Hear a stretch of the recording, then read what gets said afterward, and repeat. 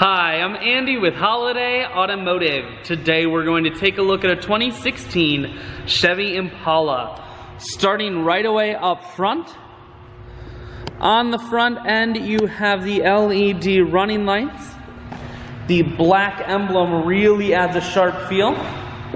We're going to take a look down the passenger side. You have alloy wheels. Those are wrapped with Goodyear Eagle tires. Taking a look inside at the leather interior. Seats are very clean all the way throughout.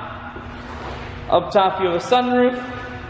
One more look down the passenger side, then swinging around to the back end. You have dual point exhaust, rear backup sensors, and a camera. Taking a look in the trunk.